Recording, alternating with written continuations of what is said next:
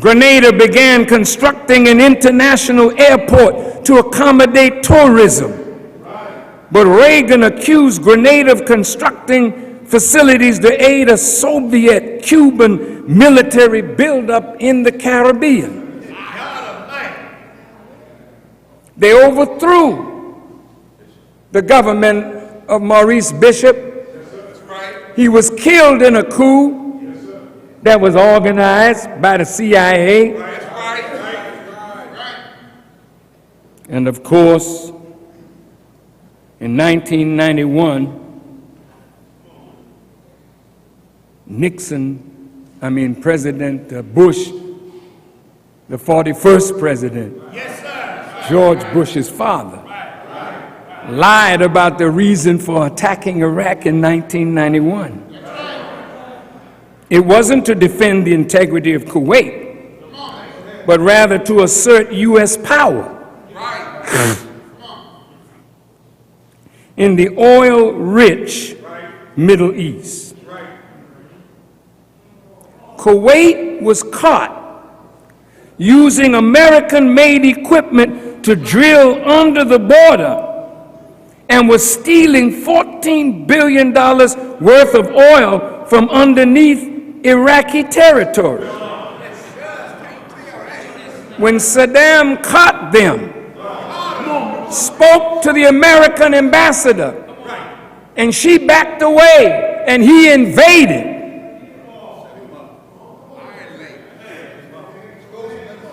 Then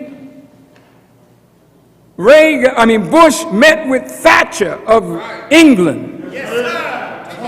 And then they asked Saddam to get out of Kuwait, and 32 nations united to drive Saddam Hussein out of Kuwait and establish American bases now in the Middle East. I talked with the prince who was the ambassador to the United States. I personally went to Washington to see him because America had a base now in Saudi Arabia. And I knew from the reading of the history, as taught to us by the Honorable Elijah Muhammad, that when they were kicked out of Arabia, they always wanted a way to get back. You don't know nothing about that history, but if you keep coming, you will learn.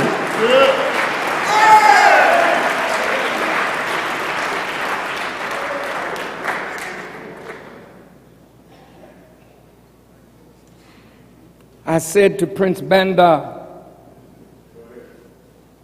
they have always wanted to get back here. Yes, sir. Always. Once they get back, it'll be very difficult to get them out. He said to me, but we have a paper signed by the U.S. government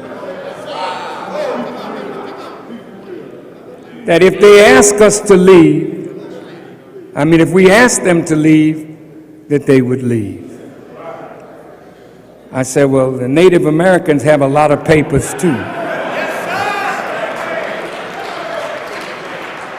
And if you don't have the power to enforce it, you may not be able to get them out. They are out of Arabia now. They were asked to leave because the root of Osama Bin Laden's complaint was that the infidel was inhabiting the land of the two holy mosques, Mecca and Medina. And he knew that America and her ways had no place in the Holy Land.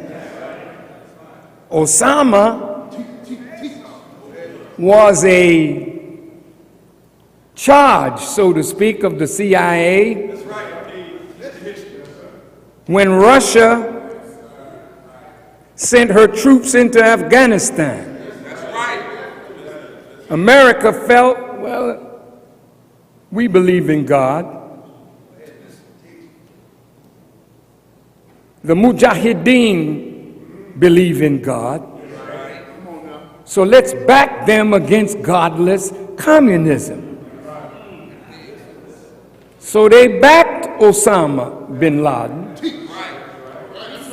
and they backed the Mujahideen. When I was in Pakistan, I went to the city of Peshawar, where many of the Mujahideen were, and met with their leaders, explaining to me why they were fighting. Because they did not want a socialist government, a puppet of Russia, over a Muslim state. America helped the Mujahideen, and they beat Russia and drove Russia out of Afghanistan, and America was then supposed to help the Mujahideen rebuild Afghanistan, and America said, goal accomplished, you got rid of the Russians, the Soviet Union fell, we ain't gonna honor our word.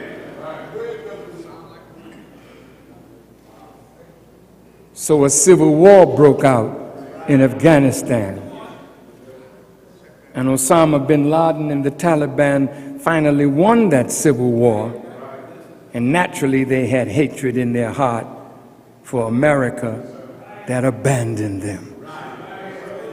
This is your America. Well, in 2002, George W. Bush lied about weapons of mass destruction. According to the famous hospital in Baltimore, Johns Hopkins, 634,000 Iraqis have died in 4 years. 1.5 million died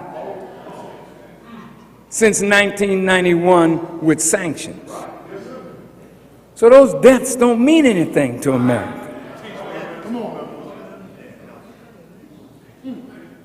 America armed Iraq. The U.S. government approved 771 different export licenses for materials such as anthrax, botulism, salmonella, E. coli, nuclear, chemical, and biological weapons technology was given to Saddam by America, so that he, when he waged war against Imam Khomeini of Iran, he would have the military edge.